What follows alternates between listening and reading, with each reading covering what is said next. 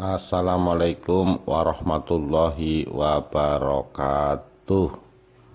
Rahayu Sagung Dumadi. Tragisnya kisah cinta Amangkurat III sampai runtuh kekuasaannya di Kartasura. Nama kecilnya adalah Raden Mas Sutikna, putra Amangkurat II. Kakek buyutnya adalah Sultan Agung dari Mataram. Sutikna juga dijuluki Pangeran Kencat karena menderita cacat di bagian tumit dan dikenal sangat temperamen. Saat menjadi Adipati Anom, dia menikah dengan sepupunya Raden Ayu Lembah, putri Pangeran Puger. Pernikahan ini membawa malapetaka. Raden Ayu Lembah selingkuh dan dihukum mati oleh Amangkurat III alias Sutikna. Tragedi dan kisah cinta di kerajaan Kartasura selalu menarik untuk diulas. Dimulai dari iring-iringan pengantin bangsawan di Kartasura pada akhir abad ke-17. Di depan iringan itu, di atas kuda yang tinggi tampak seorang pemuda bertubuh tegap dan rupawan bernama Raden Sukra, putra Raden Adipati Sindureja. Tidak disangka di tengah-tengah masa rakyat terselip putra mahkota Pangeran Kencat. Melihat ketampanan Raden Sukra, mendidih hatinya. Menjadi tampan ternyata buruk di kerajaan Kartasura pada masa Amangkurat III. Malam setelah iring-iringan itu, Sukra dipanggil Sutikna. Hanya karena tampan, Sukra disiksa di hadapan Adipati Anom. Ia beramai-ramai dipukuli oleh prajurit dan matanya dimasukkan semut hitam hingga berdarah. Mendapat siksaan yang begitu keji, Sukra jatuh pingsan. Tubuhnya lalu diusung oleh pasukan Adipati Anom dan dibuang begitu saja di tengah jalan, hingga akhirnya ditemukan serta dibawa pulang oleh Abdi Sindureja. Melihat putranya dianiaya sedemikian rupa, darah Raden Adipati Sindureja langsung mendidih. Dia ingin menuntut balas, namun tidak berdaya saat menyadari bahwa dirinya hanya seorang abdi Raja Kartasura. Seminggu setelah penyiksaan kejam itu, Sukra telah kembali pulih. Dendam membara dalam dirinya. Dia bertekad menghadapi Sutikna di mana saja. Dia lalu mengumpulkan 70 prajurit Bugis pilihan yang siap mengamuk dengannya. Namun harus ada dalih. Seperti pada zaman peperangan modern, dalih digunakan untuk menyerang dan menguasai pihak lain. Akhirnya dalih itu ada pada istri pertama Kencat, yakni Raden Ayu Lembah yang dicampakkan. Sudah menjadi rahasia umum yang tersebar luas di Kartasura bahwa Raden Ayu Lembah disia-siakan oleh Amangkurat III yang lebih asik dengan perempuan baru. Hati wanita mana yang tidak sakit diperlakukan suaminya seperti itu? Raden Ayu Lembah pun pulang ke rumah orang tuanya. Setiap sore dia duduk termenung di taman dengan murung. Dari jalan, setiap warga yang melihatnya pasti prihatin. Di antara yang memperhatikan tampak Sukra dari kejauhan. Suatu sore, Sukra menaiki kudanya yang berwarna putih, Nirwati.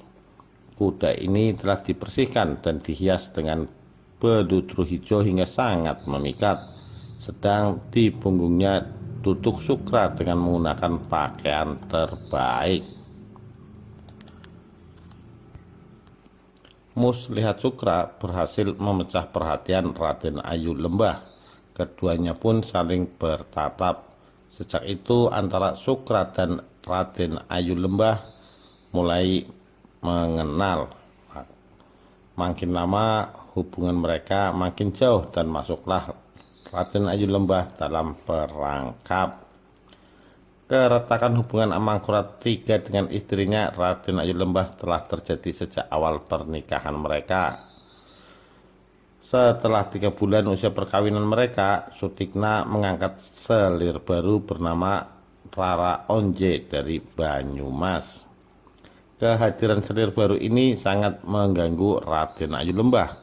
Sutikna malah lebih asik dengan selirnya, sedangkan Raden Ayu Lembah disia-siakan. Dia beralasan Raden Ayu Lembah tidak bisa memuaskan hasratnya sebagai seorang istri. Merasa difitnah, Raden Ayu Lembah pun pulang ke rumah orang tuanya.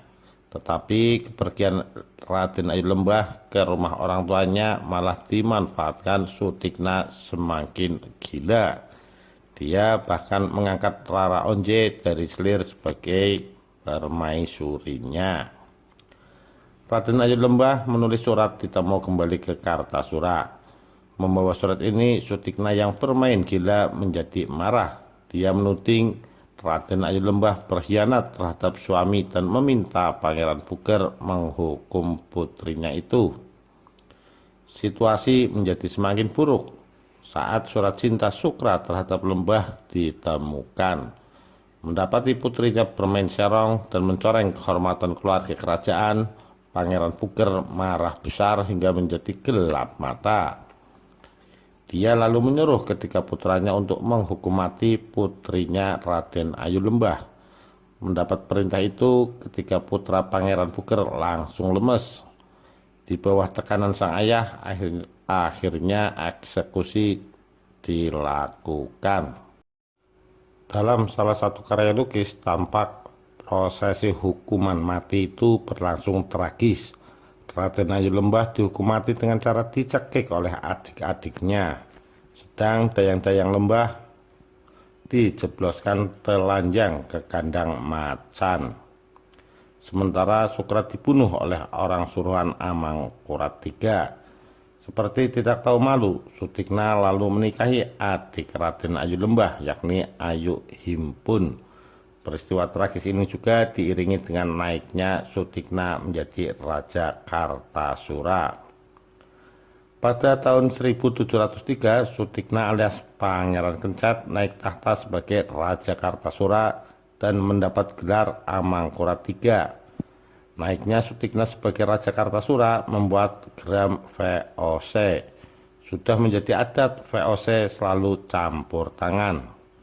Sebaliknya, VOC secara sepihak malah mengakui Pangeran Puger sebagai Raja Kartasura. Hal ini berarti kudeta. Atas dukungan VOC pada tahun 1704, Pangeran Puger mengangkat dirinya sendiri sebagai penguasa Kartasura. Tidak hanya itu, Pangeran Puger bahkan membuat gelarnya sendiri sebagai Sri Susuhunan Pakubuwana Senopati ing Alaga Ngabdurrahman Sayyid Panandagama Khalifatullah Tanah Jawa. Pengangkatan ini menandai perang saudara. Perang saudara yang terjadi antara 1704 sampai 1708 dimulai dengan pemberontakan yang dilakukan putra Pangeran Puger, yakni Raden Suryokusumo terhadap Amangkurat III. Akibat peristiwa itu, keluarga Pangeran Puger ditahan. Tetapi atas nasihat Patih Sumabrata, kerabat dan keluarga Pangeran Puger yang ditahan dibebaskan.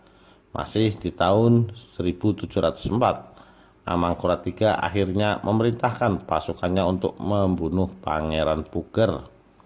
Rencana ini gagal karena Pangeran Puger sudah terlebih dahulu mengungsi ke Semarang. Pada tahun 1705, bersama dengan VOC, pasukan Pangeran Puger melakukan serangan dan berhasil menduduki Kartasura pada tanggal 11 September 1705. Tentu saja bantuan VOC tidak gratis. VOC sengaja membantu Pangeran Puger karena punya maksud ingin menguasai wilayah Madura bagian timur. Setelah Kartasura ditaklukkan, Amangkurat III hidup dalam pelarian sebagai buronan. Dalam pelariannya, Amangkurat III membawa semua bende-bende Mataram atau pusaka-pusaka keraton Kartasura. Pertama-tama dia kabur ke Ponorogo, lalu ke Madiun, Malang, Blitar, dan menyingkir ke wilayah Kediri. Ekspedisi penangkapan Amangkurat III pun dibentuk VOC. Pada tanggal 19 Juni 1707, pasukan VOC yang dipimpin oleh Herman de Wilde, mereka akhirnya menangkap Amangkurat III di Surabaya pada tahun 1708. Amangkurat III lalu diseret ke Batavia. Meski telah ditangkap, Amangkurat III tetap tidak pernah mau menyerahkan pusaka keraton Kartasura kepada Pangeran Puger. Dari Batavia, Amangkurat III dihukum dibuang ke Sri Lanka. Dia mangkat di sana pada tahun 1734. Menurut Bebatan Najawi, jatuhnya pemerintah Amangkurat III yang singkat ini akibat kutukan Amangkurat I yang menyatakan keturunannya tidak ada yang akan menjadi raja kecuali satu orang. Itu pun hanya sebentar. Dengan jatuhnya Amangkurat III dari kekuasaannya di Kartasura oleh Pangeran Puger, maka sebagai gantinya wilayah Priangan, Cirebon, dan Madura bagian timur diserahkan kepada VOC sebagai imbalan. Demikian, terima kasih. Wassalamualaikum warahmatullahi wabarakatuh. Rahayu Sagung Dumadi.